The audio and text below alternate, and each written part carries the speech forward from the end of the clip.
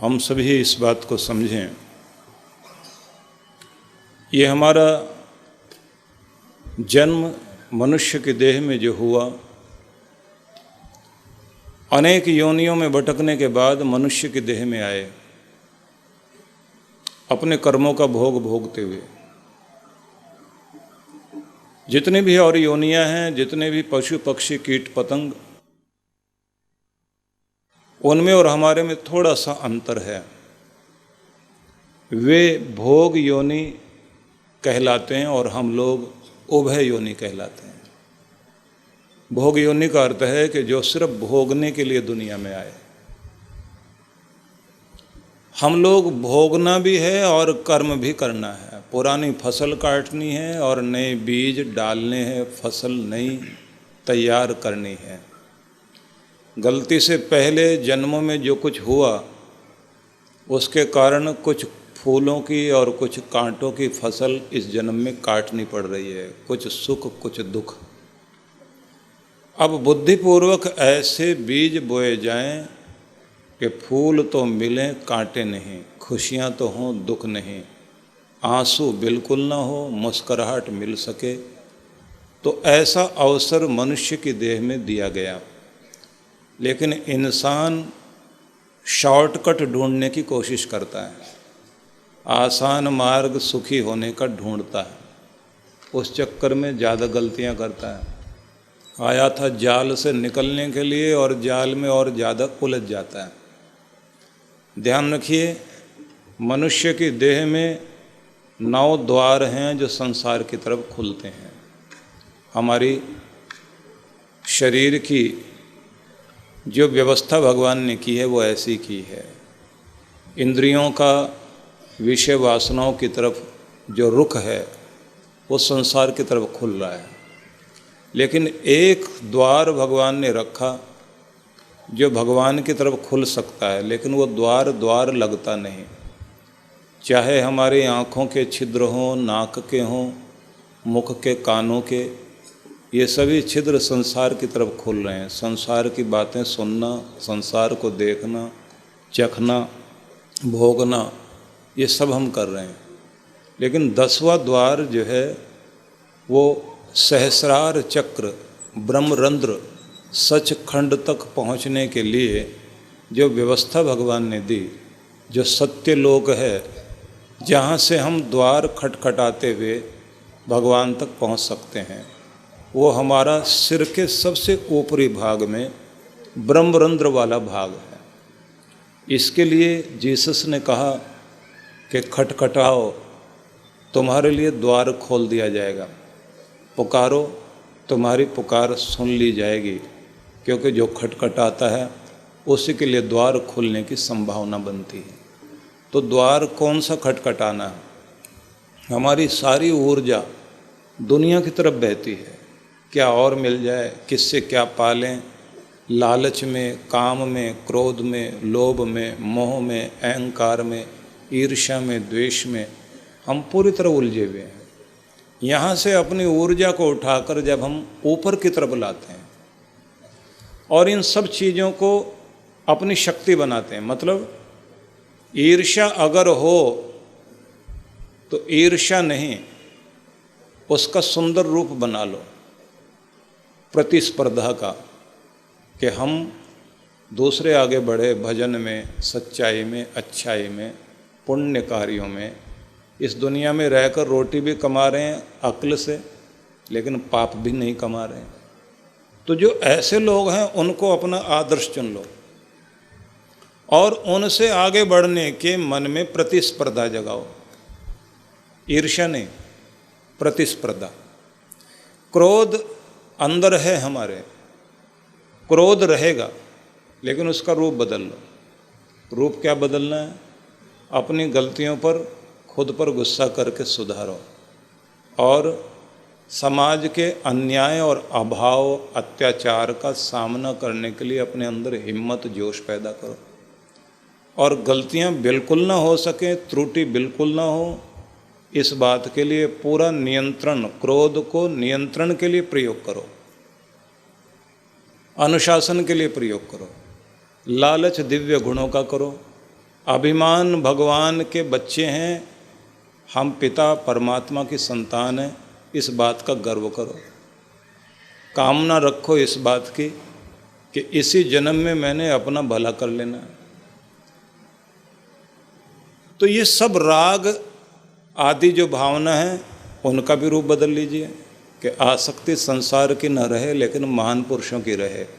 इस युग में जहाँ भी कोई परमात्मा का प्यारा भगवान का महान पुरुष भेजा हुआ इस धरती पर, जो हमारी चेतना को जगाने के लिए दुनिया में आया हुआ है, हम उसकी संगति करें, उसकी शरण में रहें, जिससे कि उसके माध्यम से भगवान से जुड़े रह सकें। तो उनके प्रति राग जगाओ। राग से मतलब इतना प्रेम, श्रद्धा, विश्वास जगाओ कि आपका ध्यान महान पुरुषों के चरणों से जुड़ा रहे और महान पुरुष आपको भगवान से जोड़े रखें, क्योंकि वे हमारे अंदर की अग्नि को जो ठंडी होती जाती है, उस भक्ति की अग्नि को जगाए रखते हैं, ज्ञान की अग्नि को जगाए रखते हैं। महान पुरुष से, गुरु से जुड़े होने का मतलब है कि हमारी श्रद्धा जागृत होना, नियम से बंधे रहना और जैसे कैसे करके अपने हाथ से पुण्य करते रहना। ये सब जोश जो पैदा करा रहा है, भावनाएं पैदा करा रहा है, आपको बांधे हुए है, आपके ऊपर पड़ी हुई धूल को साफ करता रहता है, आपकी आत्मा को पवित्र बनाए रखता है। वो जिम्मेदारी गुरु की है, लेकिन गुरु से जुड़े रहना आपका फर्ज है। तो आप जुड़े रहें तो अंदर की अग्नि जागृत रहती है। इस तरह आप अपने आप को ऊंचा उठाने की कोशिश करते हैं, तो उनके प्रति राग रखिए।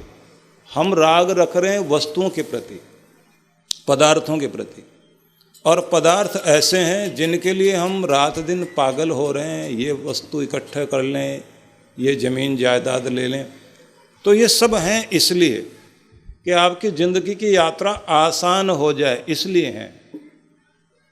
हम इन्हीं को अपनी ज़िंदगी का लक्ष्य बनाकर और इसी को ज़िंदगी की यात्रा समझ लेते हैं। क्या सोचते हैं हम लोग? मकान बन जाए बस फिर सुखी हो जाऊं, दुकान एक और ले लूं फिर सुखी हो जाऊं, एक फैक्ट्री और लग जाए फिर सुखी हो जाऊं, बच्चों की शादियां कर लूं फिर सुखी हो जाऊं, ये और काम बन जाए फिर सुखी हो जाऊं, मुकदमा जीत लूं तो फिर सुखी हो जाऊं, इतना पैसा और इकट्ठा कर लूं फिर सुखी हो जाऊं। ऐसे करते करते हम लोग 60-65 साल की उम्र बिता लेते हैं, और जब वहाँ पहुँचते हैं उसके बाद चलो हम तो कुछ कर नहीं पाए, बच्चे सुखी हो जाएंगे, बस यही सोच लिया, अपनी तो ज़िंदगी जैसे कैसे पूरी हो गई। अब वहाँ पहुँचने के बाद क्या सोचते हैं कि अब तो बस इनके सुख देखेंगे, खुश होंगे। और बच्चे थोड़े दिनों के बाद, 2 बेटे हैं, दोनों ही झगड़ा करके अलग अलग बंटवा के और बैठ गए, माँ बाप कोने में बैठे हुए हैं। और उसके बाद आदमी क्या कहता, कलयुग आ गया है, दुनिया बदल गई है। कहाँ आया? मेरे घर में आ गया। फिर आदमी सोचता है मैंने सारी ज़िंदगी गुनाह कर करके आत्मा कलुषित कर ली, पैसा जोड़ा, ज़िंदगी जी कैसे मैं तो जी नहीं पाया अब तक। अब जीने की कोशिश करूं तो खाना चाहूँ खा नहीं सकता, क्योंकि हजम नहीं हो सकता। कहीं घूमने जाएं घुटनों में दर्द है, सोने की कोशिश करें नींद नहीं आती। डायरी एक ले रखी है, उसमें नंबर नोट कर रखे हैं। पहले तो फर्मों के नंबर होते थे, बिजनेस के होते थे, आजकल डॉक्टरों के नंबर नोट कर रखे हैं। तो उस उम्र में पहुंच गया ना। आंखों वाला डॉक्टर कहाँ बैठता है, कमर दर्द का इलाज कौन करता है, शुगर वाला कहाँ है, ऐसे डॉक्टरों के नंबर ले रखे हैं, रोज़ उनको फ़ोन करता है। अब इस समय पुकार किस को रहा है? डॉक्टर को पुकार रहा। अपनों को पुकारता है तो अपने पास आते नहीं, तो रह गया अकेला। और उसमें भी दुर्भाग्य तब होता है जब 2 में से एक कोई चला जाए और एक अकेला बैठा हो। पत्नी चली गई तो पति रो रहा है, दुखी हो रहा है, उस भगवान को भी मैं सुख नहीं दे पाया, वो बेचारी मेरा साथ निभाते निभाते दुनिया से चली गई। फिर बाद में कहता अच्छा हुआ इज्जत से चली गई, अगर मेरे बाद जाती तो उसकी दुर्गति हो जाती। तो ऐसे बैठ के सोचता है। और अगर पति चला गया तो पत्नी किसके सहारे छोड़ के गए? जिनके लिए दुआ मांग करके तुमने जिनको पाया था उन्होंने तो मेरा लिहाज नहीं किया। वो तो आज अपनी पत्नी की तरफ देख रहे हैं, मैं बीमार हूँ तो बीमार का ध्यान नहीं। और बच्चे आते हैं तो क्या कहते हैं, दवाई दिलवा दी थी ना, डॉक्टर का नंबर दे रखा है, चले जाया करो। कड़वा कड़वा बोलते हैं। और बेचारी रोती रहती है, सारा दिन पति के फोटो के आगे बैठी रहती है।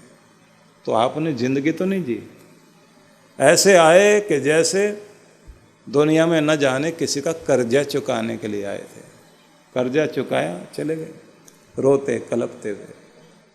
तो इसलिए कहा गया है कि जो आपको जिंदगी जीना सिखा दे और जो आपको इस दुनिया में दुनिया से ऊपर उठना सिखा दे और दुनिया के मालिक से आपका संबंध जोड़ दे, उसी का नाम है सदगुरु। उससे संबंध जोड़ने के लिए दुनिया में आए।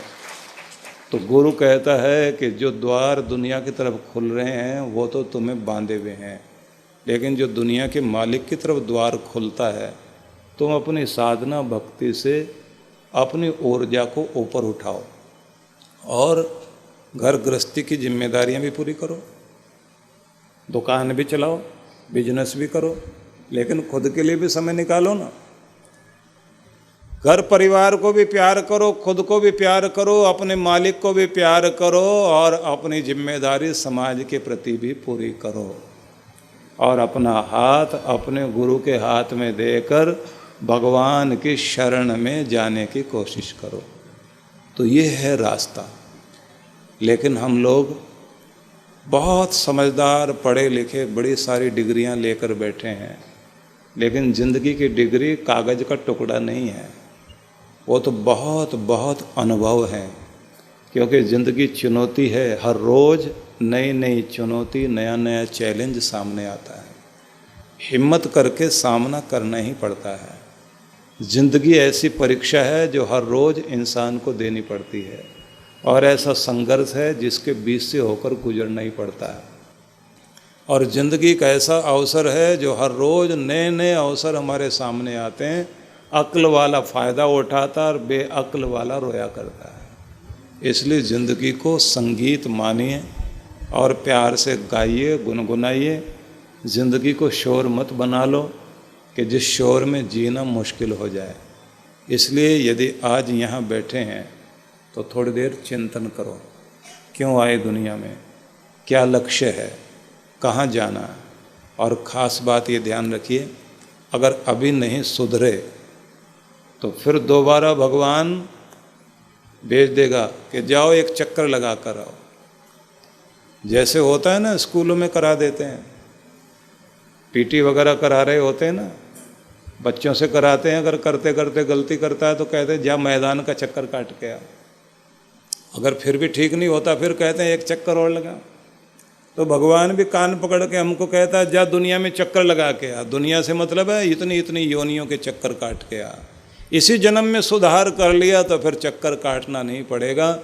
इसलिए लोग भजन गाया करते थे पुराने समय में, भटके हुए मुसाफिर दरवाज़ा आ गया है। कि भटकते हुए मुसाफिर, इस मनुष्य के देह में तू पहुंच गया है तो समझो कि दरवाज़ा आ गया। खटखटा इस द्वार को और खोल के दरवाजे को उधर पहुंच जहाँ के लिए मनुष्य की देह तुझे दी गई। अपने भगवान को पाने का रास्ता है ये। तो अपने बच्चों की जिम्मेदारी अच्छी तरह पूरी करो, उन्हें बहुत प्यार करो, लेकिन मोह नहीं, ये याद रखना। मोह से मतलब इतने पागल मत हो जाओ उनके लिए कि कर्तव्य भूल जाओ। बच्चों को धन दो लेकिन उससे पहले धर्म दो, संपत्ति दो उससे पहले संस्कार दो। बच्चों को आप ऊंचा उठाने की कोशिश करो, अपने कंधों पर बैठाकर नहीं, उनको सीढ़ी चलना सिखाओ कि सीढ़ियों पर कैसे चढ़ते हैं। पैसा दे करके आप उनको अमीर नहीं बना सकते। अमीर बनने का गुर सिखा दो कि जिससे कमाने का तरीका आ जाए। अगर कमाने का तरीका सिखा दोगे लायक बन जाएंगे। अगर पैसा दे के अमीर बनाओगे तो तुम्हारा 2 दिन में पैसा ठिकाने लगा देंगे। इसलिए ये कहूँगा बच्चों को संस्कार देना, लेकिन अपना उद्धार इसी ज़िंदगी में करने की कोशिश करो। इसी समय अपने को पवित्र करो।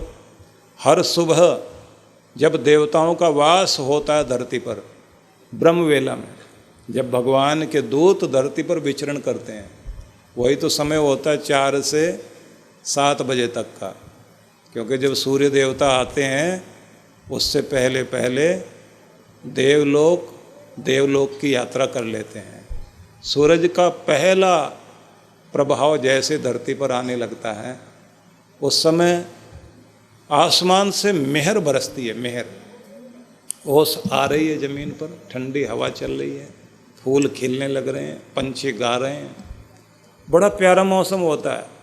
सेहत मांगो उस समय सेहत मिलेगी, भक्ति करोगे तो भक्ति आपकी बढ़ेगी। उसी समय में बैठ कर के अगर आप अपने सौभाग्य की कामना करोगे तो वो भी आपका बढ़ेगा। मन की शांति की कामना करोगे तो वो भी कृपा होगी। जल्दी जल्दी सुबह उठकर स्नान आदि करने के बाद ध्यान, पूजा, प्राणायाम, योग सब कुछ करो, स्तुति, उपासना, और जैसे ही अवसर मिल जाए अपने मंदिर भी होके आ जाओ। मन मन में भगवान को याद करते हुए जाओ और याद करते हुए प्रभु को वापस घर में आओ। और कभी कभी जल चढ़ा के आए ना शिव जी को, थोड़ा सा जल बच गया, आके घर में छींटे लगा दिया करो, मेरे घर में सुख रहे, शांति रहे, कृपा रहे। जो भी कुछ आप करते हैं मंगल कामना किया करो, मेरा परिवार सुबुद्धि देना भगवान, सुमति देना, बच्चों में अच्छे संस्कार देना। इसलिए सार है पूरी बात का ये कि या तो अभी अपने को सुधार लो, नहीं तो एक चक्कर और लगाने के लिए हमको भेजा जाएगा। बड़े मुश्किल से चक्कर काट के यहाँ इस देह में पहुँचे हैं। अब दोबारा फिर चक्कर लगाने के लिए भगवान हमको ना भेज दे। अगर भेजे तो या तो इसी जन्म में मुक्ति, या फिर इस देह के बाद मनुष्य की ही देह हमको मिले और फिर किसी गुरु की शरण में रहकर अपना उद्धार कर लें। तो ऐसा सोच लीजिए। आइए भगवान से निवेदन करते हैं।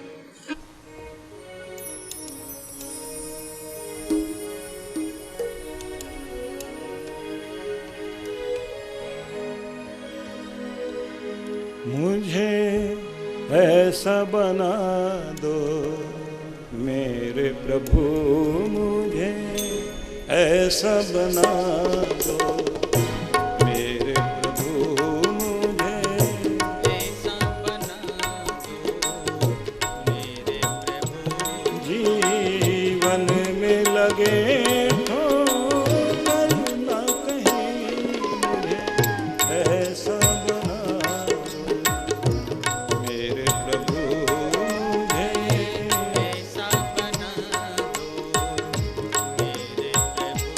जाने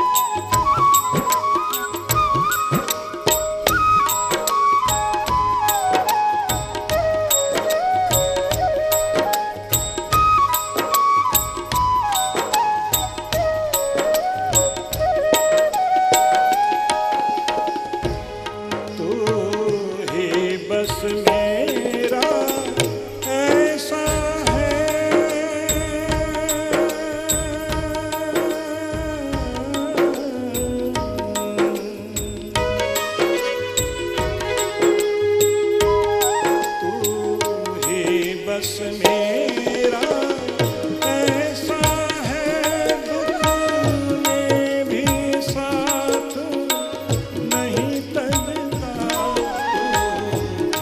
बस मेरा ऐसा है, दुख में भी साथ नहीं तजता।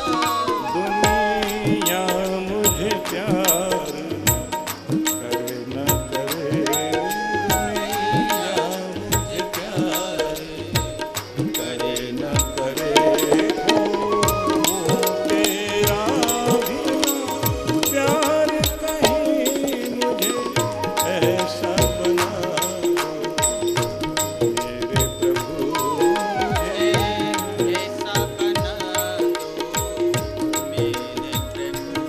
जीवन में लगे ठोकर ना कहीं मुझे ऐसा बना दो मेरे प्रभु, मुझे ऐसा बना दो मेरे प्रभु।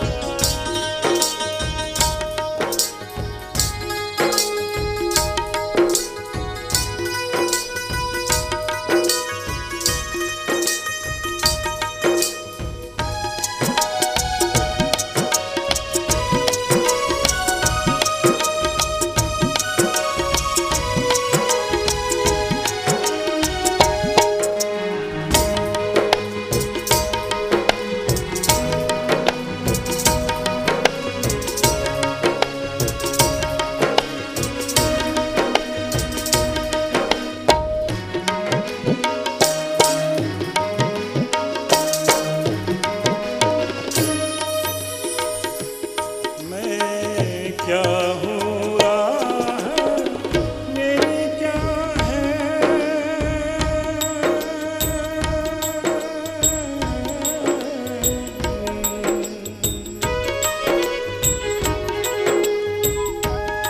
मैं क्या हूँ, राह मेरी क्या है, ये है सत्य सदा मैं समझ सकूं।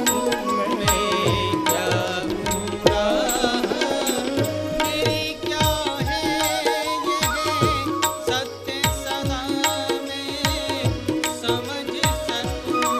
इस राह पे चलते चलते कभी, इस राह पे चलते चलते कभी मेरे पाँव थके ना, रुके ना कहीं। इस राह पे चलते चलते कभी मेरे पाँव थके ना, रुके ना कहीं।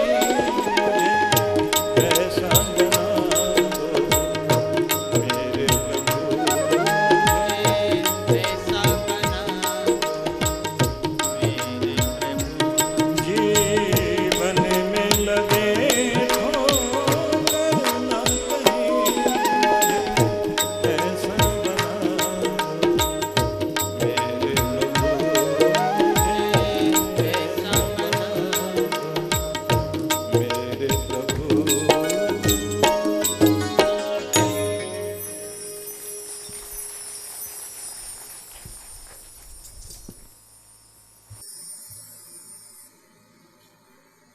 मेरे साथ आप सभी उच्चारण करेंगे।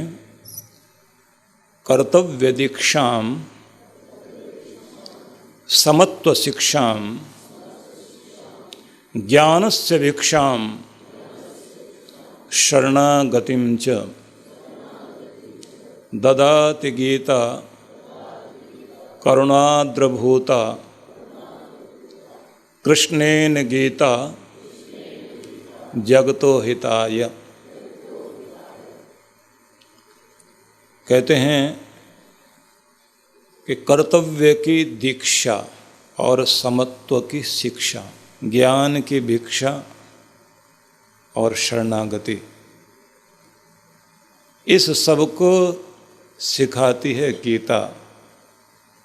जो दया करके कृष्ण भगवान ने जगत के कल्याण के लिए संसार को दी, ऐसी पवित्र पुस्तक, पवित्र ज्ञान, कृष्ण का संगीत और जीवन का महान गीत गीता है, जिसमें क्या करना क्या नहीं करना इस कर्तव्य बोध को भगवान ने हमें कराया कि ये करो और ये नहीं करो।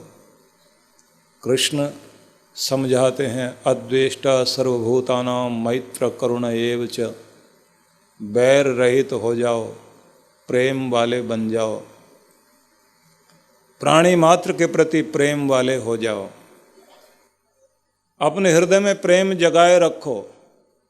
और ये उपदेश दिया जा रहा है युद्ध की भूमि में, जहाँ वो एक तरफ कहते हैं लड़ाई लड़ो, शस्त्र उठाओ, दुष्ट को मारो, लेकिन साथ में ये ध्यान में रखकर कि एक कांटा निकाल कर पूरी दुनिया को सुखी करना है।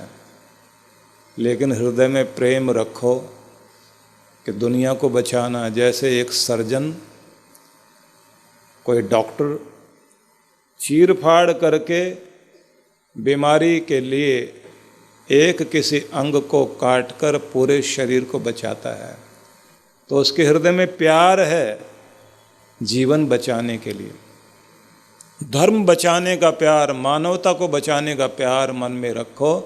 लेकिन किसान जैसे खरपतवार उखाड़ कर फेंक देता है और कीमती पौधों को बचा लेता है, ऐसे कीमती को बचाए रखने का प्यार मन में हमेशा जगाए रखो। कृष्ण ये भी कहते हैं बैर रहित हो जाओ, प्रेम से भरपूर हो जाओ, करुणा दया से युक्त रहो।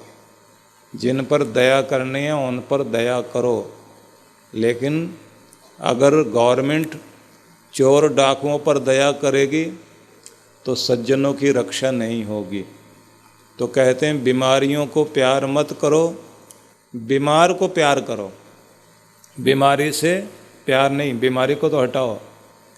गरीब का ध्यान रखो, लेकिन गरीबी का ध्यान मत रखना, गरीबी को उखाड़ के फेंको, संपन्नता लाओ। लक्ष्मी माता की जय बोलते हैं ना हम लोग, तो लक्ष्मी माता आएगी तो गरीब नहीं रहने देगी, गरीबी को हटाएगी और समृद्धि ले आएगी।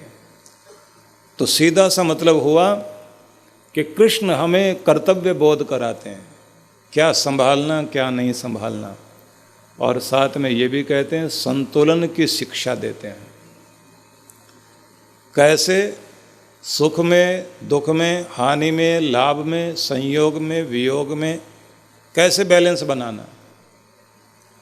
देखिए, कृष्ण भगवान के संदेश को सुनने से पहले कृष्ण के पावन चरित्र पर अगर ध्यान दें आप, तो आपको एक बात समझ में आएगी। मोर मुकुट सजाए, हाथ में बांसुरी संभाले, गीत गाते नाचते झूमते हुए कृष्ण दिखाई देते हैं। लेकिन लोग कहेंगे वो तो कृष्ण थे इसलिए ऐसा कर लिया, उनके पास कहाँ कोई दुख था। जो बेचारे दुखी हैं उनके दिलों से पूछो, वो ऐसे नाच कूद तो नहीं सकते, ऐसे हर समय गीत तो नहीं गा सकते। लेकिन दूसरी तरफ देखें, जिनके जन्म के साथ ही दुख शुरू हुआ हो, जिनका जन्म ही जेल में हुआ हो, तो कितना सारा दुख और मौत पीछे पीछे चल रही है।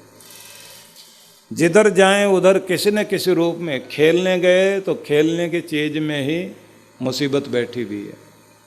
गेंद फेंकी तो कालिया दह, इतना भयंकर सर्प उस तालाब में। गेंद लेने गए और सर्प ने पूरा ही पानी जहरीला किया हुआ। तो कृष्ण के सामने तो चारों तरफ मृत्यु खड़ी हुई है। दूध पिलाने के लिए बहाना करके ममता का आ गई एक महिला और जहर पिलाने की कोशिश कर रही है। पशु पक्षी कीट पतंग भी न जाने किस किस रूप में राक्षसी शक्तियाँ सामने आती रही। तो जिसके खेल में भी मृत्यु सामने बैठी हो, लेकिन कृष्ण कहीं पर भी सिर पकड़कर बैठे हुए नहीं दिखाई देते, कहीं रोते हुए नहीं दिखाई देते, कहीं शिकायत करते हुए भी नहीं दिखाई देते। हर मुसीबत को खेल खेल में सुलझाने वाले, उलझनों को सुलझाने वाले, मुसीबतों को पार करने वाले कृष्ण यही समझाते हैं कि जब तक सांस चलेगा तो सांस के साथ समस्या भी चलेगी, शक्लें बदल बदल कर समस्याएं आएंगी। अगर संतुलन बनाना जानते हो ज़िंदगी में तो मुसीबतों के पार जाओगे, और अगर संतुलन खो बैठे, बैलेंस बिगड़ा और ज़िंदगी में फेल हुए, तो बैलेंस कैसे बनाया जाता है, ये शिक्षा भी गीता में भगवान ने हमको दी, और उस पर भी विचार करेंगे कैसे बैलेंस बनाएं। क्योंकि आप आगे बढ़ोगे, तरक्की करोगे तो आलोचना होगी, निंदा होगी, बुरा भला कहेंगे।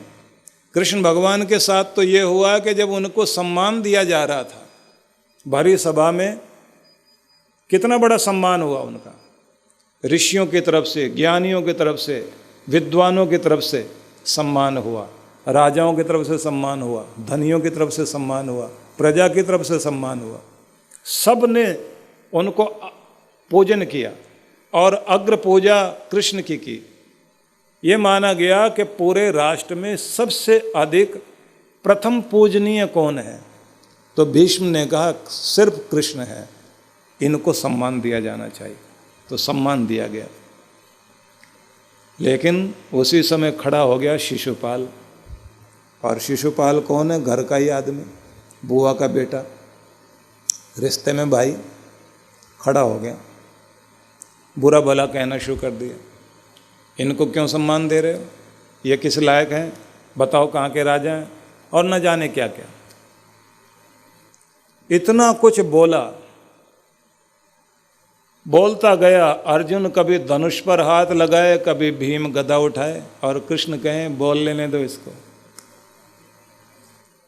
बर्दाश्त नहीं हो पा रहा इसको सम्मान, इसलिए जहर उगलना चाहता है। कृष्ण ने कह दिया कि 100 गलतियां माफ हैं तुम्हारी, 100 से ऊपर मत चले जाना, क्योंकि चंदन को भी बहुत रगड़ोगे तो उसके अंदर से भी अग्नि प्रचंड हो जाती है, जो ठंडक देता है उसके अंदर भी आग पैदा हो जाती है, और आखिर में उनको सुदर्शन चक्र उठाना पड़ा। जरा विचार कर देखिए, आपका मान होगा तो दुनिया को बर्दाश्त नहीं, आपकी तरक्की होगी तो बर्दाश्त नहीं, आप हंसोगे मुस्कुराओगे तो दुनिया को बर्दाश्त नहीं। तो जब भी जो भी कुछ करोगे, हाँ रो रहे होगे तो लोगों के कलेजे को ठंडक मिलती है, बहुत अच्छा हुआ, करने का फल भोग रहे हैं ना। गिराने में मजा आता है, दुनिया को उठाने में नहीं। जो उठाने की कोशिश किया करता है वो तो कोई परमात्मा का दुलारा और प्यारा हुआ करता है, हर किसी के अंदर ये गुण नहीं होता। तो जो आपको सिखाए कि संतुलन बनाना सीखो, तो कृष्ण का उपदेश है, वो उसी का नाम है गीता। और गीता हमको ज्ञान की भिक्षा देती है। कृष्ण के द्वार पर आओ तो कृष्ण एक ही कार्य करते हैं, ज्ञान चक्षु खोल देते हैं। आँख खुल जाए ज्ञान की तो जीना आ जाए। आँख ही नहीं खुलती लोगों की, आँख खुलती हुए तो जिंदगी के आखिर में जाके लोग कहते हैं अब जीना आया था, लेकिन अब तो जिंदगी नहीं बची। पूरी जिंदगी चलना सीखा लेकिन चलना नहीं आ पाया, चलते चलते आखिर हो गई जिंदगी की, तब चलना आया, और तब चलने के लिए वक्त ख़त्म हो गया। जीवन खत्म हुआ तो जीने का ढंग आया। जब शम्मा बुझ गई तो महफिल में रंग आया। मन की मशीनरी ने तब ठीक चलना सीखा जब बूढ़े तन के हर एक पुर्जे पे जंग आया। जीवन खत्म हुआ तो जीने का ढंग आया। ये है जीवन। फुर्सत के वक्त में न सिमरन का वक्त निकला, फुर्सत के वक्त में न सिमरन का वक्त निकला। उस वक्त मांगा जब वक्त तंग आया। जीवन खत्म हुआ तो जीने का ढंग आया। आयु ने जब हथियार फेंक डाले, यमराज फौज लेके करने को जंग आया, जीवन खत्म हुआ तो जीने का ढंग आया। मास्टर नत्था सिंह होते थे, शायद जलंधर के ही थे, बहुत अच्छा गीत ये गाया करते थे, बहुत पुराने समय में। तो वास्तविकता है ये जीवन की। चलते चलते जीवन का अंत हो जाता है, आदमी को चलना तब आता है कि कैसे चलना चाहिए, लेकिन तब चलने के लिए वक्त ही नहीं रह जाता। तो कृष्ण देते हैं ज्ञान की भिक्षा, मतलब ज्ञान चक्षु खुल जाए।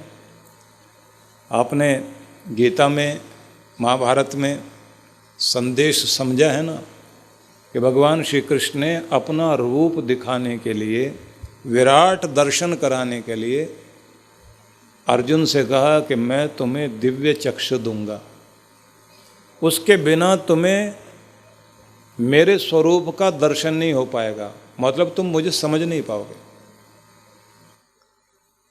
अब वो जो दिव्य चक्षु दिए, उसका परिणाम हुआ कि कृष्ण के मुख से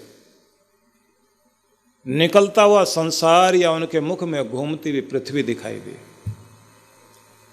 और दिखाई दिए कि लोग मर रहे हैं और काल के गाल में जा रहे हैं, और फिर वहीं से नया चोला धारण करके दुनिया में आ रहे हैं। और फिर ये भी दिखाई दे रहा है कि जो आज शत्रु है कभी मित्र था, और जो आज मित्र है कभी शत्रु था। जो आज बेटा है कल वही पराया होकर कहीं और खड़ा है, दुश्मनों के साथ हंस रहा है।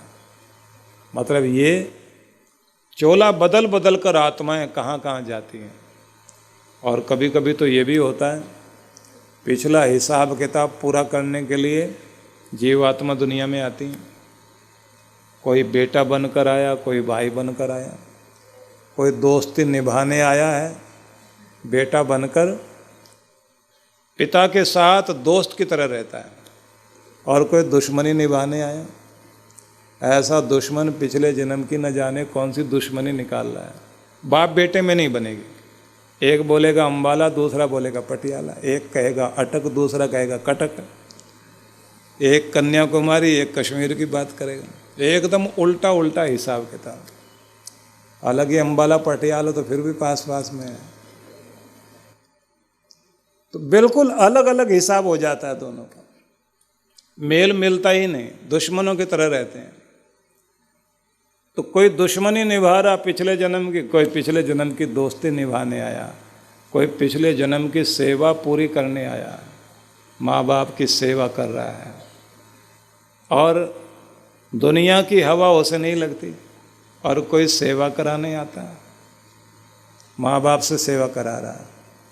पूरी जिंदगी जब तक माँ बाप जिंदा है अपने बच्चे को, कोई तो डॉक्टरों के पास कंधे पर उठाए घूमता रहता है, और कोई कमाई कर कर के बच्चे के लिए खर्च करते रहेंगे, और बच्चा है उसको ही अकल नहीं आती। तो न जाने कौन कौन से कर्जे चुका रहे हैं। कोई ऐसा होता है जिसका न पिछले जन्म में कोई संबंध था, न इस जन्म में संबंध है, पिछला हिसाब किताब भी नहीं, न इस जन्म का। इसलिए बाप बेटे दोनों के दोनों ऐसे रहते हैं। बेटा कहता है मेरे काम में टांग मत अड़ाना, मैं तुम्हारे काम में टांग नहीं अड़ाऊंगा, ज़्यादा बोलोगे तो घर अलग लेकर रहने चला जाऊंगा। इसलिए अलग अलग दोनों रह रहे हैं, लेकिन न जन्म से पहले कोई रिश्ता था, न इस जन्म में कोई रिश्ता। और कहने के लिए बेटा, एक बेटा वो जो धर्मात्मा पुण्य आत्मा बनकर इस धरती पर आया, जिसके आते ही माँ बाप की स्थिति बदल गई। माँ बाप का मान नहीं था, उसके कारण मान हो गया। माँ बाप को धन वैभव से युक्त कर दिया, माँ बाप की बीमारी भगा दी, माँ बाप को खुशहाली ला दी, जिसके कारण गांव भी प्रसिद्ध हो गया, कस्बा, वो जिला फेमस हो गया। तो सोचिए कोई पुण्य आत्मा ने जन्म लिया और कोई दुरात्मा जन्म ले ले तो तब क्या होता है। पिछले जन्म की बहुत बहुत कुछ गुनाह की गलियों को पार करके इस जन्म में बेटा बन के किसी के घर में जन्म ले गया। अब आ गया तो आते माँ को बीमार कर दिया, पिता को कर्जदार कर दिया। बड़ा हुआ तो फिर ऐसे कर्म किए, पूरे मोहल्ले से शिकायत आती है, हर कोई लानत भेजता है, माँ बाप भी दुखी होते हैं, अखबारों में नाम निकलवाते हैं, इस बच्चे से मेरा कोई लेना देना नहीं, कोई भी इससे लेन देन करेगा अपनी जिम्मेदारी पर करेगा।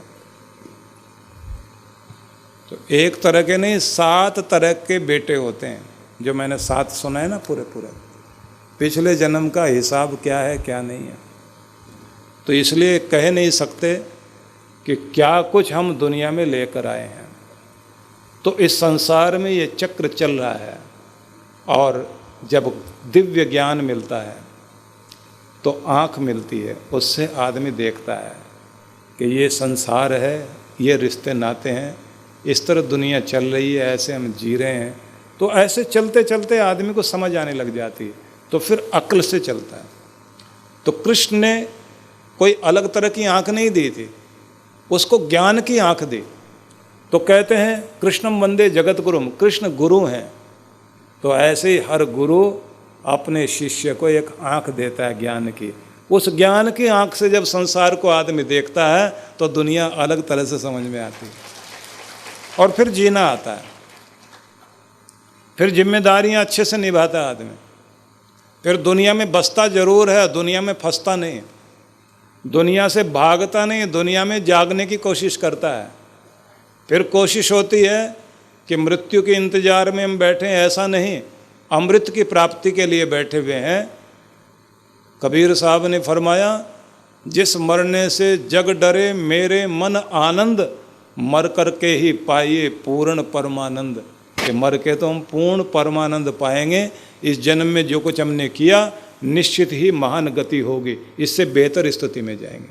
कि ऐसा वही कह सकता है जिस आदमी के जीवन में भक्ति है। और एक बात और याद कर लो, भगवान कृष्ण ये भी कहते हैं, जिस जन्म में तुम्हें जहाँ छोड़ता हूँ अगले जन्म में वहीं से पकड़ लेता हूँ। भक्ति करते करते अगर जीवन बीच में छूट गया, आपको सिद्धि नहीं मिली, आपकी तपस्या फलीभूत नहीं हुई, तो जहाँ छूटे हो भगवान वहीं से पकड़ लेते हैं। तो फिर आपको रास्ते पर लेकर आते हैं, फिर चलती है भक्ति, फिर चलते हैं पवित्र कर्म, और फिर आपकी गति हो ही जाती है। इसलिए इस जन्म में भी भगवान को पकड़े रखो कि जिससे भगवान हमें पकड़े रखे और अगले जन्म में भी हमारा उद्धार हो जाए। तो शरण लेके चलो। तो कर्तव्य की दीक्षा, संतुलन की शिक्षा, ज्ञान की भिक्षा गीता देती है, और गीता सिखाती है शरणागति, कि भगवान के प्रति समर्पित कैसे हों, कैसे भगवान के बनकर दुनिया में रहें। तो ये समझ लेना। देखिए, पवित्र ग्रंथों में या वेदों को पढ़ें तो उनमें क्या संदेश है। इमम इंद्र समनुद्ध चक्रवाकेव दंपति। भगवान पति पत्नी में इतना प्यार दे जैसे चकवा चकवे में अनंत प्रेम होता है। ऐसे प्रेम वाले होकर प्रेम की दुनिया बसाएं, और प्रेम की दुनिया बसाकर हम भगवान समृद्धि वाले बने, दौलत वाले बने, और तेरी भक्ति से युक्त होकर तुझे पाने वाले भी हम हो जाएं। हमें आशीर्वाद दे, ऐसा संदेश है। तो बताया गया कि घर गृहस्थी में रहो, बहुत प्यार होना चाहिए एक दूसरे में, और कभी भी लड़ाई झगड़ा भी हो जाए तो एक दूसरे के मान की रक्षा करो। जली कटी सुनाते सुनाते भी ऐसी बात कभी नहीं बोलनी चाहिए कि हृदय को बींद दे। महिलाओं को कोशिश करनी चाहिए तानाकशी करते समय जबान को संभालें, क्योंकि जबान पर टिकी हुई है इंसान की पगड़ी। सिर पर नहीं टिकती, जबान पर टिकी हुई होती है। जबान फिसली और पगड़ी गिरी। जोश में आके बोल तो देता है आदमी, लेकिन उसके बाद जो बुरा होता है उसे संभाल नहीं सकता। नीतिकारों ने एक बड़ा प्यारा वाक्य लिखा कि अगर एक ही कर्म से तुम इस जगत को अपना बना लेना चाहते हो तो तुम्हें वो कर्म समझाता हूँ। वो कर्म क्या है कि तुम्हारी जीभ है एक गऊ,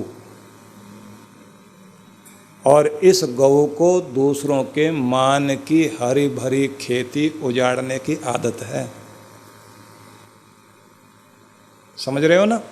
तुम्हारी जीभ है गऊ और इस गऊ को दूसरे के मान की हरी भरी खेती को उजाड़ने की आदत है, तो इसको, इसकी रस्सी को पकड़ के रखो, नहीं तो ये किसी न किसी की खेती उजाड़ने के लिए जाएगी, और जब ये खेती उजाड़ने के लिए जाएगी तो तुम्हारा भी मान नहीं रह पाएगा, क्योंकि इस आधार से तुम जब इस जीव को नियंत्रित नहीं रखते तो ये जीव तुम्हें अपमानित कराती है, और जब इसको नियंत्रित रखते हो तो यही दुनिया से भी बांधती है और दुनिया के मालिक से भी प्यार कराती है। इसलिए जीव को नियंत्रित रखें।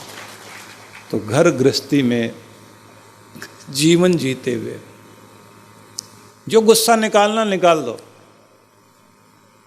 आदमी अपनी भड़ास निकालता है ना, निकालो, लेकिन फिर भी मान रखो। और हो सके तो बच्चों के सामने तो लड़ो ही नहीं, नहीं तो अपना सम्मान खो बैठोगे। और बच्चों के सामने जाके शिकायत भी नहीं करनी चाहिए, तुम्हारे पिता ऐसे हैं, तुम्हारे पापा ऐसे हैं, ये ऐसा करते हैं, वैसा करते हैं। इधर फादर भी अपने बच्चों को बताता, तुम्हारी माँ को अक्ल नहीं है, इसने ये कर दिया, वो कर दिया। परिणाम बच्चे समझ जाते हैं दोनों क्या हैं। और जहाँ जिस घर में दोनों लड़ते रहते हैं वहाँ बच्चे फायदा उठाते हैं कि किसकी तरफ जाने से पैसा मिलेगा, और बिगड़ने का पूरा मौका मिल जाता है। तो कभी माँ की तरफ हो जाते हैं, कभी पिता की तरफ हो जाते हैं, अपना अपना फ़ायदा लेते रहते हैं, और फ़ायदा नहीं, ऐसे बिगड़ते हैं आपका बुढ़ापा खराब हो जाए, ऐसी परिस्थितियाँ आ सकती हैं। तो या तो झगड़ो नहीं, और अगर झगड़ भी पड़ते हैं तो बच्चों को भी कहो कि ये हमारा आपसी मामला है, और फिर एक होके बैठ जाया करो। पति पत्नी की कोई लड़ाई होती है, शाम को लगता है हिंदुस्तान पाकिस्तान की वार शुरू हो गई, सुबह देखे दोनों बैठ के आराम से नाश्ता कर रहे हैं, कोई झगड़ा होता है इनका। और हो सके तो कभी किसी को बीच में तीसरे को तो डालो ही मत। जब भी किसी को डाला वो आपको एक होने ही नहीं देगा, बिल्कुल नहीं होने देगा एक। दुनिया का तो ढंग है, मज़े लेती है दुनिया। पहले लोग मुर्गे लड़ाया करते थे, बादशाह लोग, पट और नवाब लोग। आजकल लोग जो है पैसे नहीं खर्च करते, लोग मुर्गे मिल जाते हैं ना, उन्हीं को लड़ा लेते हैं, मज़ा ले लेते हैं। लोग कहते हैं फ्री में मिल रहा है, गेम खेलने के लिए अच्छा मज़ा मिल रहा है तो देख लें, तो लोग बैठ के मुर्गे लड़ाते रहते हैं।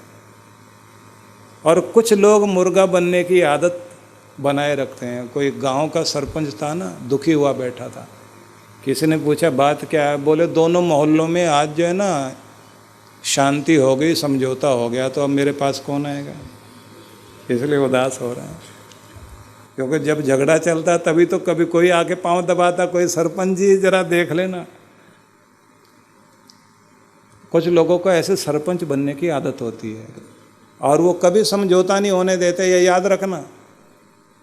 एक तरफ से जो है दिखाते हैं जैसे समझौता कर रहे हैं, दूसरी तरफ से कुछ ना कुछ कान में कोई ना कोई जहर की प्याली उड़ेलते रहते हैं, और उससे फ्री के नौकर मिलते रहते हैं उनको। आप सारा काम उनका करते रहोगे। ना डालो कभी किसी को बीच में, पति पत्नी के बीच में किसी को डालने की जरूरत क्या है। अमेरिका में एक बहुत अच्छे मनोवैज्ञानिक हैं, तो अमेरिका में तलाक बहुत ज़्यादा बढ़ रही है।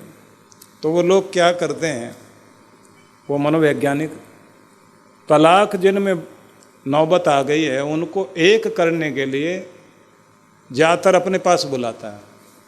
बुला के क्या समझाता है, पैसे लेता है बहुत अच्छे, क्योंकि वहाँ राय देने के लिए, अपने यहाँ तो सभी राय साहब है ना, फ्री में राय देते हैं, और ना भी कोई लेना चाहे तो भी लोग राय देते हैं। यहाँ तक कि अगर किसी को कमर में दर्द हो, कैंसर की बीमारी हो, उसका भी इलाज बता देंगे लोग। जो डॉक्टर नहीं डायग्नोज कर सकेगा वो डायग्नोज करते हैं लोग। इतने इतने इलाज बता देंगे, बीमार ठीक हो जाता, दवाइयाँ फिर भी पड़ी रह जाती हैं। वहाँ पैसे लेते हैं लोग। तो मनोवैज्ञानिक जो है, क्योंकि वहाँ तो साइकोलॉजिस्ट हैं और वो काउंसलिंग करने के पैसे लेते हैं, तो उसके पास जब लोग पैसे जमा कराते हैं तो फिर वो बहुत ध्यान से दोनों की बातें सुनता है। उनकी एक टीम होती है, वो बैठी हुई पूरा सुन रहे होते हैं, और कंप्यूटर में वॉइस रिकॉर्डिंग तो चली रही होती है। उसके बाद कैटेगरी लिखते जाते हैं, किस कैटेगरी वाला व्यक्ति है और ये किस पर्सनैलिटी वाला है, इसके साथ में कौन कौन सी चीज़ें हैं। उन्होंने 40-50 तरह के नाम लिखे हुए होते हैं, ये इस कैटेगरी में आता है, ये इसमें आता है, इसके साथ ये स्थिति है। तो उसके बाद में फिर वो अलग से बुलाकर बात करते हैं कि हमने तुम्हारी बात पूरी सुन ली, आप अपने खाने पर इतना ध्यान देंगे, आप अपने आराम पर इतना ध्यान देंगे, बातचीत का नज़रिया थोड़ा ठीक करेंगे, आज से आपने ये व्यवहार ध्यान में देना है। ये सब बताने के बाद उसके बाद कहते हैं अब आपको एक खास पॉइंट बताया जा रहा है। 90 दिन के लिए, 3 महीने के लिए पति को कहेंगे अपनी पत्नी के सिर्फ गुण ही गुण के बारे में सोचना है कि इसमें क्या क्या खासियत है, इसमें क्या कमी है, इसके बारे में कोई बात मत करना, सोचना ही नहीं। और पॉइंट्स लिख कर लाओ, इसने कब कब कौन सी अच्छी बात की, ये घर को कैसे संभालती है, इसका व्यवहार कितना अच्छा होता है, कब इसकी कौन सी बात तुम्हें अच्छी लगी, कि सब लिखो। 3 महीने सिर्फ दिमाग में अच्छी बातें ही सोचनी है, और 3 महीने के बाद फिर मेरे पास आओ। तो जब 3 महीने के बाद लोग आते हैं तो 90% तो लोग ऐसे होते हैं जो कहते हैं जी तलाक वलाक की अब कोई बात नहीं, और अब हम लोगों का आपस में समझौता हो रहा है। क्योंकि 3 महीनों में हमको समझ में आया कि हम लोगों की आपस में बहुत अच्छी निभ सकती है, हम लोग आपस में ठीक रह सकते हैं। और जिन लोगों के अंदर 10% ऐसे निकल आते हैं, उनको फिर से कहा जाता है कि 3 महीने फिर जाओ, एक दूसरे के गुण के बारे में सोचो। तो कुछ लोग, उसका लिखना था कि कुछ लोग 3 महीने पूरे करने के बाद आते थे तो कहते थे जी 3 महीने तक हमने बिल्कुल इनकी अच्छी अच्छी बातें याद की, लेकिन जो हमने इनके बारे में कुछ बुरा बुरा सोच रखा था और कड़वी कड़वी इनको सुनानी थी, वो स्टॉक जो मेरे पास जमा है वो 3 महीने पूरे हो गए, तो जाके इसको सुना दूं क्या कि तेरे अंदर ये भी है, ये भी है, तेरा ख़ानदान ये है, तेरे माँ बाप ये हैं, तेरे पड़ोसी ये हैं, तुम लोगों ने ये सब किया, कि बहुत सारा मेरे पास एक पुराना रिकॉर्ड मैंने मेंटेन करके रखा हुआ है, सुना दूं। तो वो कहते हैं 3 महीने फिर जाओ। कहता उन 10% में से भी आधे से ज़्यादा लोग फिर ठीक हो जाते हैं, और जो बिल्कुल पक्के एकदम पत्थर के बने हुए होते हैं उनको फिर कहते हैं कि जाओ तुम अलग हो सकते हो। क्योंकि आदमी की अच्छी बातें सोचने से, एक दूसरे के बारे में अच्छा सोचते रहने से ज़रूर एकता बन जाती है। अब यहाँ एक बात ध्यान कर लेना, किसी के प्रति नफरत हो जाए एक बार और फिर आपका मन नफरत की बातों में उलझ जाए, तो पहले नफरत होगी 10%, फिर होगी 100%, फिर होगी 1000%। इतनी चीज़ें दिमाग में आएगी, आदमी कहेगा अब मेरी आंखें खुल गई, वो तो ये भी है, ये भी है, ये भी है, इसमें तो इतना कूड़ा करकट है, मैं कहाँ फंसा हुआ था। और उसके बाद 1,00,000% तक की हालत हो जाती है खराब। एक दूसरे के इतने दुश्मन हो जाते हैं, एक दूसरे की शक्ल देखना पसंद नहीं करते। कूड़े पर कूड़ा गिरता है, जहर पर जहर गिरता, नफरत पर नफरत फैलती जाती है। और जब प्यार जगता है तो आदमी के अंदर इतना प्यार जाग जाता है, उसे कहीं कमी नहीं दिखाई देती। आदमी को लगता है इंसान कोई भी पूरा नहीं, हर आदमी में कुछ न कुछ कमी होती है। जब मुझ में कमी है तो दूसरे में भी है। मैं क्यों दूसरे के दुर्गुण देखूं? उसने मेरे लिए जो अच्छा किया मैं भी उसके लिए अच्छा करूं, और आकर दोनों मिलकर ज़िंदगी को प्यार भरे ढंग से जी लें, ऐसा सोचने लगता है आदमी, और फिर प्यार से ज़िंदगी आगे बढ़ती है। और ये भी याद रखिए, प्यार में जब आदमी आगे बढ़ता होता है तो अंदर से सब कमियां अपने आप निकलती चली जाती हैं, खोट मिटते जाते हैं।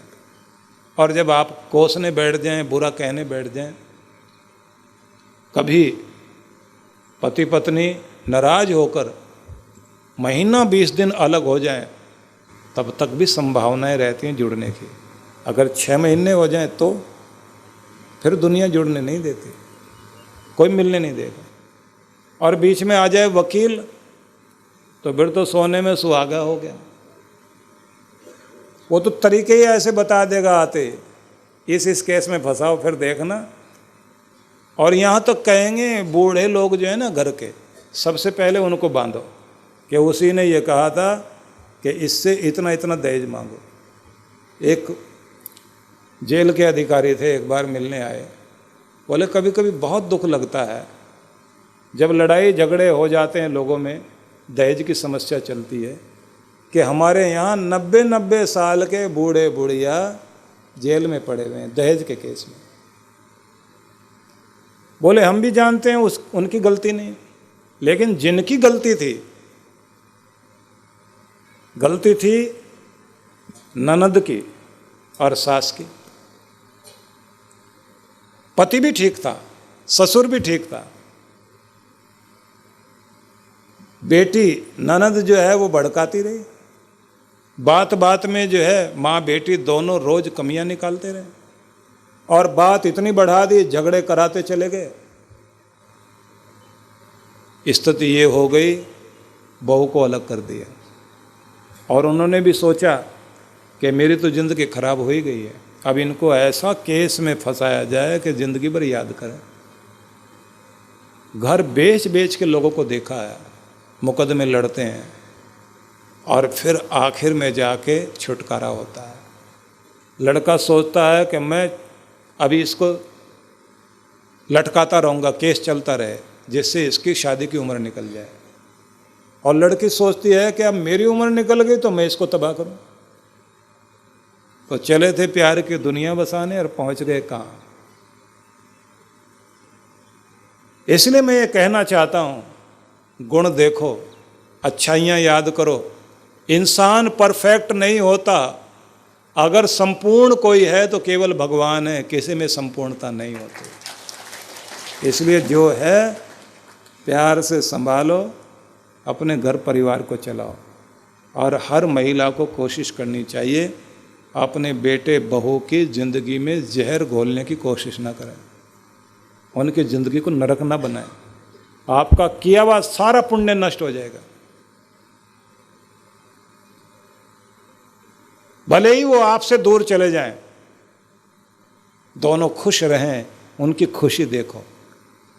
अपना राज चलाने के चक्कर में बेटे के कान भरने की जो आदत बना लेते हैं, सारा दिन आराम से खाती पीती घूमती रहेगी, और जैसे बेटा आया उस समय खांसना शुरू करती है, उस समय सिर में पट्टी बांध के बैठेगी, तेरी पत्नी ने तो ध्यान रखा नहीं, मुझे किसी ने पूछा नहीं, सारा दिन दर्द से तड़प रही हो, और पता नहीं मोहल्ले भर में खा पी के आई भी आराम से। इसको बोलते हैं फार्मूला 44। ऐसे ऐसे यूज करते हैं लोग, और ऐसी ऐसी पार्टियां होती हैं, तंबोला पार्टी, पता नहीं किट्टी पिट्टी पार्टी, जहाँ सास इकट्ठी बैठती हैं, बहुएं अलग बैठती हैं, सब एक दूसरे को सिखा रहे होते हैं। आजकल तो सीरियल इतने कमाल के हैं, सीरियल ऐसे चले हुए हैं जिन सीरियल में पहले तो खलनायक दिखाए जाते थे, आजकल खलनायिका बुढ़िया होकर भी ऐसे ऐसे दांव इस्तेमाल करती है, क्या कभी मंथरा ने इस्तेमाल किए होंगे। और उन्हें देख देख कर हर घर के अंदर ही आग लग रही है, घर खराब हो रहे हैं। मैं एक निवेदन करूंगा सभी से, शाम को रात को सोते समय आप घंटा 1.5 घंटा जो टीवी देखकर 2 घंटे टीवी देखकर सोओगे, देखो, मैं मना नहीं करूँगा, लेकिन हंसने का प्रोग्राम देखो। कम से कम हंसते हुए सोओगे तो हंसते हुए जागोगे तो सही। दांव पेंच देख करके आप सोओगे तो सवेरे आपके दिमाग में जहर नहीं भरेगा। ये सब चीज़ें देखकर, क्योंकि पहले तो वो चला करता था ना, वो छाछ भी कभी दही थी, ऐसा कुछ चलता था ना। और अब तो न जाने क्या क्या है। सीखते सीखते इतना जहर लोगों के घरों में भरता जा रहा है। वो लोग तो अपने पैसे बना रहे हैं, लेकिन कितने घरों को उजाड़ दिया। इसलिए मैं निवेदन करना चाहता हूँ, अपनी घर गृहस्थी को सुखी करना चाहते हो तो ज्ञान की चक्षु खोलो। भगवान श्री कृष्ण का संदेश हर व्यक्ति की आंख खोलने के लिए है कि जीना है तो कैसे, घर में रहना है तो कैसे, किस तरह का व्यवहार होना चाहिए। कि कृष्ण समझाते हैं, मेरे विचारों में मेरे रूप को भरकर, अर्थात ईश्वरीय विचार बनाकर अपने मन को मेरा बना लो, मेरे भक्त बनो, ईश्वरीय भक्ति से युक्त हो जाओ। कृष्ण कहते हैं श्रेष्ठतम कर्म करने वाले बन जाओ, मेरे पारायण होकर चलो, मेरे प्रति समर्पित होकर चलो, मद भक्त और मेरा भजन करने वाले बन जाओ। लेकिन उसी के साथ में मैं आपको जो महत्वपूर्ण चीज़ सुना रहा था, तो बार बार सोचो,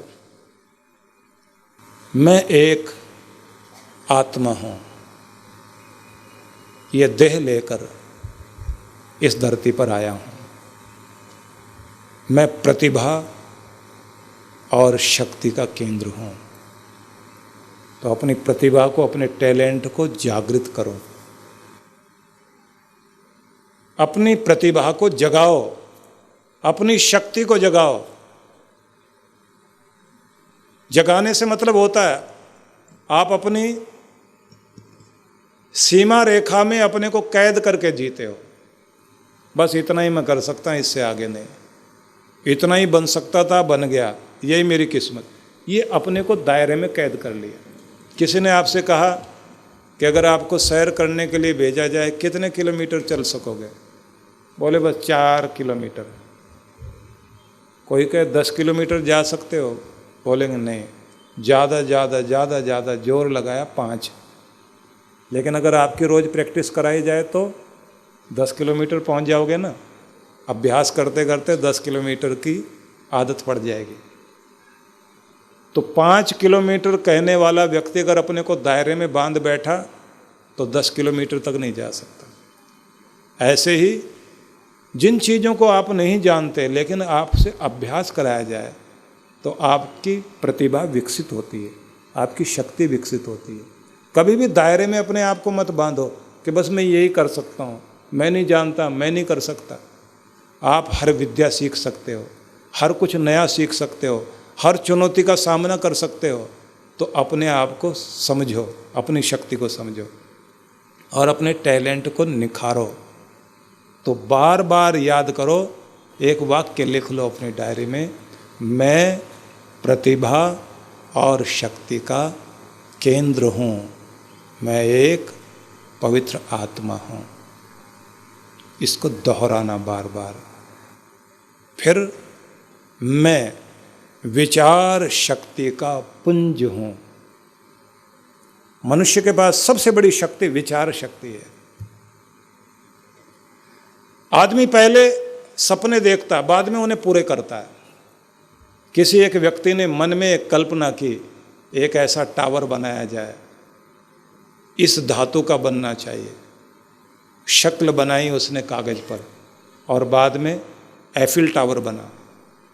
फ्रांस में, पेरिस में आप जाते हैं तो एफिल टावर देखने जाते हैं ना, तो देखकर यह आश्चर्य होता है कि किसी आदमी की यह कल्पना है। रूस में आप जाएंगे, पित्रोग्राद का पैलेस देखते हैं, तो देखने के बाद आपको लगता है ये किसी की कल्पना है। किसी ने मन में सोचा, कागज़ पे उतारा, फिर उस चीज़ को बना दिया। भारत में आप ताजमहल देखते हैं या सम्राट अशोक की लाठ देखते हैं, आप जाते हैं दिल्ली में, तो 2000 साल पहले 7 धातुओं की बनाई हुई एक लाठ, जिस पर आज तक जंग नहीं लगा, तो बनाने वाले का क्या दिमाग था? उस समय ऐसी मशीनें नहीं थी। कौन से केमिकल, क्या रसायन, किस तरह से क्या कम्बिनेशन रखा, क्या कंपोजिशन बनाई, किस तरह से किस चीज़ को जोड़ा, वो क्या उनका रूप था, तो देखकर आश्चर्य होता है ना। लेकिन किसी की कल्पना शक्ति तो थी। ताजमहल बना तो किसी की कल्पना शक्ति तो थी। हम बैठे बैठे विचारों के द्वारा कुछ अच्छा बनाने की सोचो। ऐसा मेरा बढ़िया घर होना चाहिए। एक आदर्श घर के बारे में सोचो। सब प्रेम वाले हों, घर सजा संवरा हुआ हो, आने जाने वाले का पूरा सत्कार, घर में धन धान्य की कमी ना हो, भगवान की भक्ति हो, सबकी सेहत अच्छी रहे, ऐसा मेरा घर हो। ऐसी कोई चीज़ें आप सोचते हैं। घर आंगन में बच्चे खेल रहे हैं, बच्चों में अच्छे संस्कार हैं, गुरु के चरण मेरे घर में पड़े हुए हैं, गुरु का स्थान मेरे घर में बना हुआ है, गुरु की वाणी मेरे घर में गूंज रही है, मैं अपने हाथ से दान पुण्य कर रहा हूँ। ऐसी एक कल्पना करो अपने मन में। मैं जब तक रहूँ दुनिया में, बुढ़ापे तक भी मेरा शरीर ठीक चल रहा है, बुढ़ापे तक भी मेरे चेहरे पर मुस्कुराहट है, मैं रोज़ शुक्रगुजार होकर जी रहा हूँ, मेरे भगवान की मेहर है मेरे ऊपर। ऐसा आप सोच रहे हैं। अब ऐसा सोच रहे हैं तो इस सपने को साकार करो। खुद अपने घर को संवारना शुरू करो, खुद ऐसी प्रार्थना करनी शुरू करो, घर में सबका ऐसा वातावरण बनाना शुरू करो। आपका सोचा हुआ सपना साकार हो जाएगा। तो अपने अंदर विचार शक्ति अगर अच्छी बनाओगे तो आपका घर अच्छा जरूर हो जाएगा। अगर विचार अच्छे नहीं है तो नरक बनने में तो देर लगती नहीं। पति पत्नी में तालमेल न रहे तो नरक बनने में देर लगती है क्या? कोई कोई तो ऐसे एक दूसरे से दुखी रहते हैं। कुछ का तो कहना होता है कि भगवान करे 7 जन्मों का साथ रहे। कुछ लोग कहते हैं बस भगवान करे इसी जन्म में छुटकारा हो जाए। बड़े दुखी हैं, एक दूसरे के खून के प्यासे होकर बैठे हुए हैं। एक पति पत्नी में तो इतना झगड़ा रहता था। पत्नी कहीं बेचारी बीमार पड़ी और पति ने सोचा इतने दिनों से जो प्रार्थना कर रहा था आज लगता है पूरी हो गई, लगता है गई। नबज वो भाई टटोली तो देखा, सच में नबज चली नहीं रही। बारिश हो रही थी, फटाफट लोगों को सोचना दी भाई मेरी पत्नी मर गई है। अर्थी पर लाद लिया, रस्सी वस्सी बांध ली, लेके चलने लगे लोग। जैसे ही उतरने लगे नीचे सीढ़ियों से तो अचानक रास्ते में कील लगी हुई थी। एक कील से जैसे ही अर्थी टकराई, झटका लगा, वो महिला उठ के बैठ गई। अब जैसे वो उठ के बैठ गई तो लोगों ने डांटना शुरू कर दिया इसको, तो कैसा आदमी है, अभी बेचारी मरी भी नहीं, उससे पहले बांध लिया उसको। ऐसा भी क्या झगड़ा? झगड़े तो हर किसी में होते हैं, लेकिन एक दूसरे के इतने दुश्मन हो गए। खूब लानत भेजी उस आदमी को। और वो महिला भी 7 साल जिंदा रही। 7 साल के बाद में सच में मर गई। और जब दोबारा उसको अर्थी पर बांध के चलने लगे तो ये आदमी कमाल कर रहा था, आगे आगे चल रहा था, बोलता हुआ भाई साहब कील बचा के चलना, कील बचा के चलना, क्यों मेरी दुश्मन कील है, फिर कहीं 7 साल के लिए भगवान जिंदा ना हो जाए। अब लोगों ने बनाए रखे हैं, ये पुरुषों के बनाए हुए हैं। हो सकता है किसी महिला की भी स्थिति ऐसी हो। सिर्फ इतना कहना चाहता हूँ, भगवान ने अगर ये अवसर दिया है, प्रेम प्यार से अपनी दुनिया को सुनहरा बनाने की कोशिश करो, खुशहाली से भरपूर करने की कोशिश करो। तो लिख लीजिए अपनी डायरी में कि मैं प्रतिभा शक्ति का केंद्र हूँ, मैं महान विचारों का पुंज हूँ, मेरे चारों ओर मेरा संसार घूम रहा है। मतलब जो मेरे अंदर विचार हैं उसी का संसार बाहर घूम रहा है। बेईमान को बेईमान दुनिया दिखाई दे रही है, सज्जन को सज्जन दिखाई दे रहे हैं, दुर्जन को दुर्जन दिखाई दे रहे हैं, भक्त को चारों तरफ भक्त ही दिखाई दे रहे हैं कि मेरा संसार मेरे चारों तरफ घूम रहा है, जो मैं अंदर हूँ वैसा ही संसार बाहर दिखाई दे रहा है। तो भगवान करे मेरे अंदर एक प्यारा संसार बस जाए, ये नोट कर लीजिए। और फिर कहें मैं शरीर से भिन्न हूँ, शरीर नहीं हूँ। मैं शरीर से भिन्न हूँ, शरीर नहीं हूँ, चेतन सत्ता हूँ। चिता जलने से पहले मेरी चेतना जागृत हो जाए, दुनिया छोड़ने से पहले दुनिया के मालिक से मिलने का रास्ता बन जाए कि भगवान मुझे आशीष दे। फिर लिख लेना और रोज दोहराना, मैं नाशवान नहीं अविनाशी तत्व हूँ। नाशवान चीज़ें यहीं छूट जाएंगे, लेकिन मैं अविनाशी तत्व, अविनाशी परमात्मा को प्राप्त करूँगा, वो मेरा लक्ष्य है। मैं अखंड हूँ, खंड खंड होने वाला है शरीर और दुनिया के पदार्थ, लेकिन जो खंडित नहीं होता वो है मेरा आत्मा। फिर मैं निर्भय हूँ, मुझ में कोई भय नहीं। भयभीत होता हूँ अज्ञानता के कारण, आज से मैं अज्ञान को मिटा रहा हूँ, निर्भय हो रहा हूँ। जो निर्भय है वो निश्चिंत भी है, जो निश्चिंत है वही आनंदित भी है। फिर आप कहो मैं विकारग्रस्त नहीं हूँ, विकार आते हैं शरीर में, लेकिन जो निर्विकार है वो मेरा परमात्मा और मैं भी उसका हूँ। तो विकारों से रहित हो जाऊँ, मैं शुद्ध बनूँ, बुद्ध बनूँ, निरंजन का प्यारा बनूँ, ये मेरा संकल्प है। ऐसे शब्द लिख लीजिए रोज़ और उन्हें दोहराइए, मन में बार बार दोहराओ, इससे आएगी शक्ति और वो शक्ति आपको शक्तिवान से जोड़ देगी। तो जो मैंने कहा बहुत प्यार से उस पर विचार करना।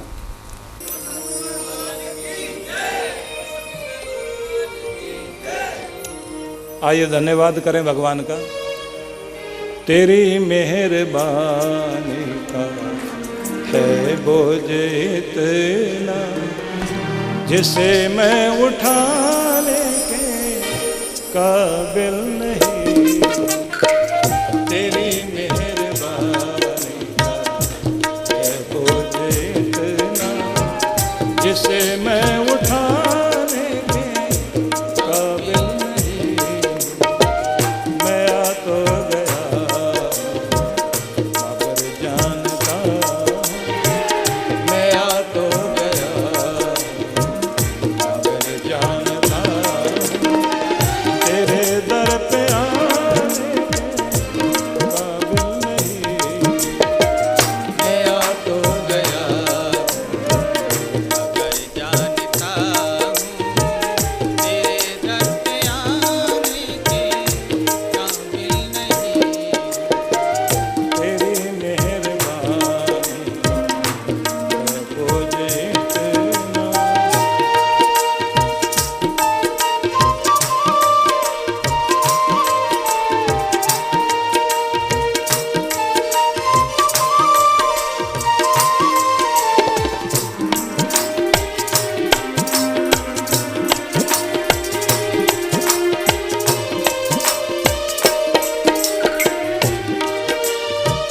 ये माना के दाता तुम कुल जहां के, ये माना के दाता हो कुल जहाँ के, मगर कैसे झोली फैलाऊं मैं। मगर कैसे झोली फैलाऊं मैं आज। जो पहले दिया है वो कुछ कम नहीं है,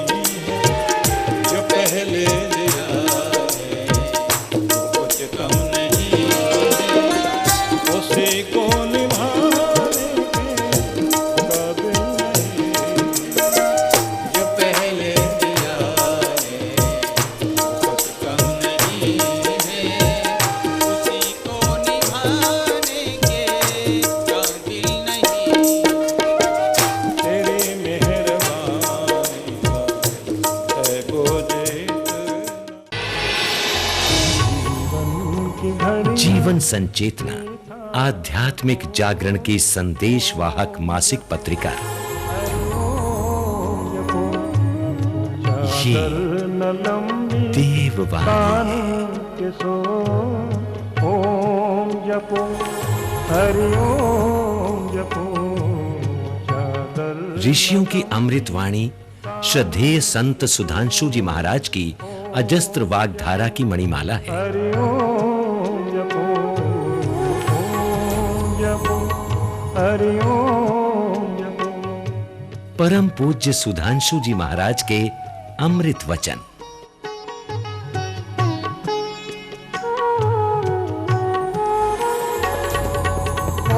जीवन संचेतना मासिक पत्रिका।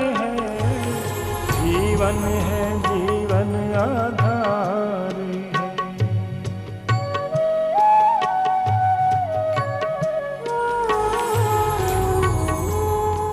अधिक जानकारी के लिए संपर्क करें। तीन उसकी मन से तजो ओम जपो हरि ओम जपो।